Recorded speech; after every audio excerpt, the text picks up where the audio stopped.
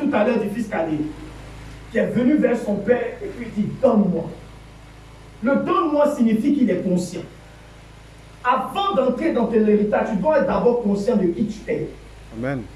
Tu dois être d'abord conscient de l'héritage que tu as. Si tu ne peux pas vivre quelque chose dont tu n'as aucune conscience, ce n'est pas possible. Est-ce que je peux répéter? Tu ne peux pas vivre quelque chose dont tu n'as aucune conscience. Tu dois avoir conscience de ton héritage en Christ.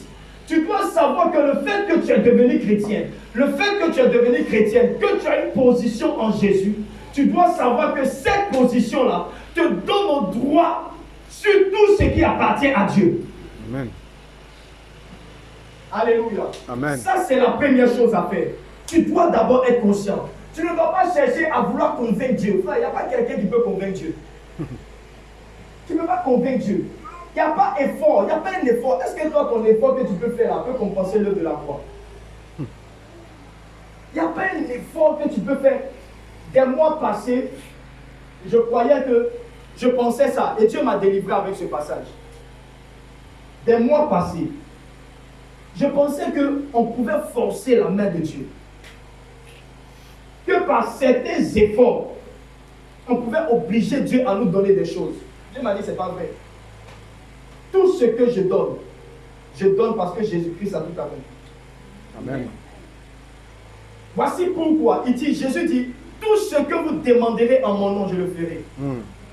Ce n'est pas parce que toi tu demandes que Dieu le fait, mais c'est parce que tu demandes au nom de Jésus qui a tout accompli que Dieu le fait. Amen. Alléluia. Et notre héritage, nous l'avons à cause de Jésus, à cause de notre position en Jésus. Il faut d'abord avoir cette conscience. Il faut d'abord avoir cette conscience. Et quand tu as la conscience de qui tu es, ta façon même de prier change. Amen. Vous allez voir des chrétiens qui rentrent dans la prière, qui commencent à prier et qui supplient Dieu. C'est vrai qu'il y a des prières de supplication, mais ça c'est un autre contexte. Des chrétiens qui, à la limite, leurs prières sont des mendiants. C'est un peu comme la mendicité, quoi. Il est en train de prier Dieu. Souvent même je me demande, quand Dieu lui-même le regarde, à quoi il pense? Mais est-ce que toi, ton enfant, prenons l'exemple même simple, est-ce que toi, ton enfant vient te supplier, s'il te plaît, donne-moi à manger? C'est que ce n'est pas ton enfant. C'est que ce n'est pas ton enfant. Alléluia. Amen. Quand tu comprends ça, quand tu as cette conscience de qui tu es, de ta position et de ton droit en Jésus-Christ, ta façon même de prier change. Regarde comment le fils cadet vient demander, vient réclamer à son père. Il dit donne-moi. C'est une réclamation. C'est comme un ordre même. Quand il dit donne-moi, ça veut dire que c'est mon droit. Ça veut dire que j'ai droit à ça. Tu me l'as déjà, c'est pour moi déjà. La deuxième chose que tu dois faire, c'est de chercher à savoir qu'est-ce que le Père a comme héritage. Amen. Ah, c'est la deuxième chose à savoir. Qu'est-ce que le Père a? Parce que tu ne peux pas réclamer de ton Père ce qu'il n'a pas. N'est-ce pas? Amen. Tu ne peux pas réclamer de ton Père ce qu'il n'a pas. Et qu'est-ce que la Bible dit dans Ésaïe?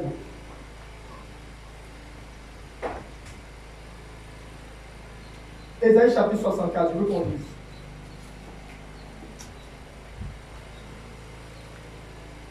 Ésaïe chapitre 64.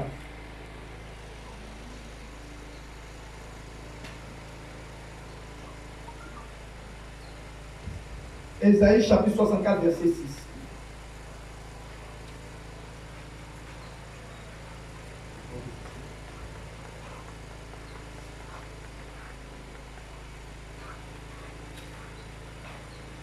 Non, excusez-moi.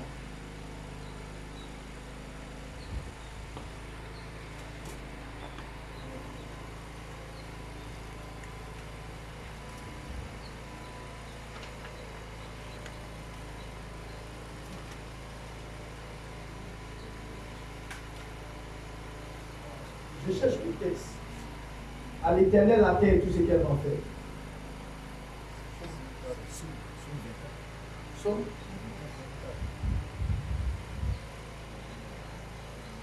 Psaume 24.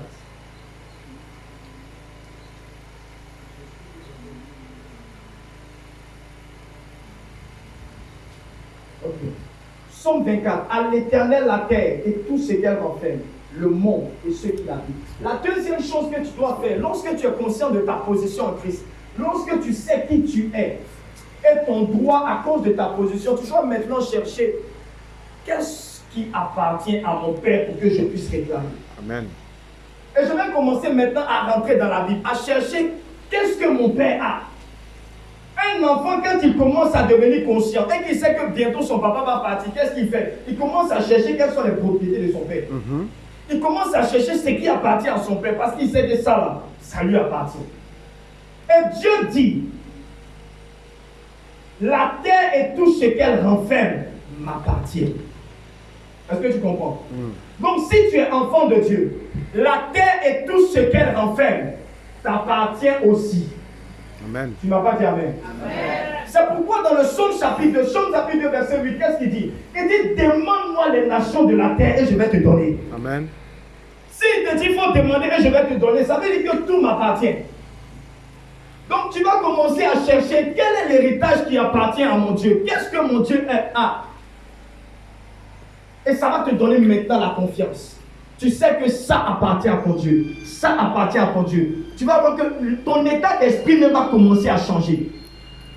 Il y a des gens qui supplient Dieu pour rentrer dans une entreprise, alors que Dieu dit à l'Éternel et à moi la terre et tout ce qu'elle renferme. Ça veut dire que même l'entreprise où tu supplies pour rentrer là, ça appartient à Dieu. Amen. Dieu peut te prendre là pour te faire rentrer là-bas. Tu ne m'as pas bien dit. Amen. Dieu peut te prendre là pour te faire rentrer là-bas. Le ministère où tu es en train de supplier Dieu pour rentrer, ça lui appartient. Les hommes là, lui appartiennent. Le DG, là, il appartient à Dieu. Amen. Celui qui doit signer le papier, là, il appartient à Dieu. Amen. Celui qui doit financer le projet, là, il appartient à Dieu. Amen. Celui qui doit ouvrir la porte, là, il appartient à Dieu. Amen. La dernière personne qui doit mettre sa signature, là, elle appartient à Dieu. Amen. Quand tu comprends ça, ton attitude même dans la prière commence à changer. Tu commences même à prendre confiance. Quand tu vas, tu dis plus Seigneur, s'il te plaît, tu dis Seigneur, mets-moi là. Amen. Seigneur, fais-moi entrer là.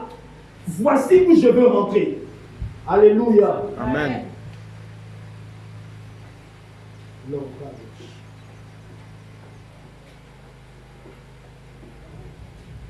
Gloire à Jésus. Quand tu as cette conscience, ta façon de prier change. Mais tout ce qui appartient à Dieu, on n'a pas droit, nous tous, aux mêmes choses. Le peuple d'Israël était divisé en 12 tribus. 12 tribus. Mais toutes les tribus n'avaient pas le même héritage. Est-ce que vous comprenez? Chaque tribu avait son héritage à part. Et l'héritage d'une tribu était différent d'une autre.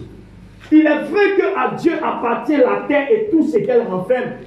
Mais Dieu ne peut pas te donner à toi toute la terre. Lorsque Jésus utilise cette parabole, vous devez savoir que Jésus a vécu dans l'Ancien Testament. Jésus a vécu dans l'Ancien Testament. Donc quand Jésus utilise des paraboles, il tient compte de l'Ancien Testament. Il tient compte des lois de l'Ancien Testament. Oh, il y a une loi dans l'Ancien Testament qui dit, lorsque un père a 2 fils, il va diviser son héritage en 3. Il va donner le 2 tiers. Le 2 tiers appartient au fils aîné et le 1 tiers appartient au fils cadet. Dans la loi de Moïse, c'est comme ça. Donc quand Dieu donne la parabole, Dieu a conscience de ça. Jésus, il a conscience de cette loi. Qu'est-ce que je suis en train de dire?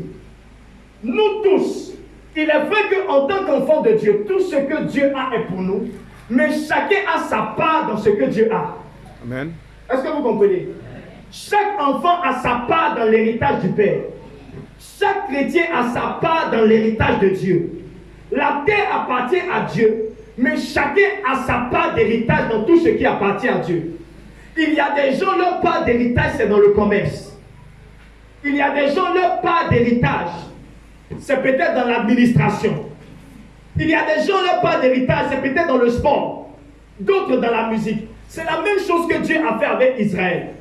Il y a une tribu qui était des éleveurs, il y a une autre tribu qui était des cultivateurs, il y a une autre tribu qui, eux, s'occupaient seulement des affaires du temple. chacun avait sa part d'héritage. Quand le fils cadet vient et puis dit à Dieu, et il dit à son papa, donne-moi ma part d'héritage, quand tu regardes dans le fond, ça veut dire qu'il est conscient de ce qui doit lui revenir.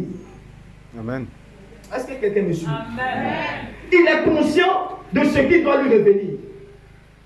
Donc la troisième chose maintenant à faire, c'est de demander à Dieu de te révéler ta part d'héritage. Amen. De te dire qu'est-ce qui te revient. Parce que tu ne peux pas réclamer, on va arriver au prochain point, tu ne peux pas réclamer ce que tu ne sais pas qui doit te revenir. Est-ce que tu comprends bien? Amen. Si tu ne comprends pas, je vais expliquer. Tu dois chercher à savoir qu'est-ce qui te revient. Écoutez bien ce que le fils cadet dit. Il dit, donne-moi ma part d'héritage. Ça veut dire ce qui me revient là, que toi-même tu sais, que moi-même je sais, il faut me donner ça. Donc tu dois connaître là où Dieu t'appelle et là où Dieu t'envoie. Qu'est-ce qu'il a prévu pour toi? Et c'est ce que l'apôtre Paul, j'aime bien l'apôtre Paul parce qu'il est éclairé dans ce qu'il dit. Il dit, Éphésiens chapitre 1 verset 18. Écoutez très bien ce que Paul dit. Paul est en train d'enseigner ici une de ces églises qu'on appelle Éphèse. Et Paul dit à l'église d'Éphèse, ma prière pour vous, c'est que Dieu ouvre vos yeux pour que vous connaissiez chacun de vous l'héritage qu'il a réservé pour vous. Amen. Est-ce qu'on peut lire? Éphésiens chapitre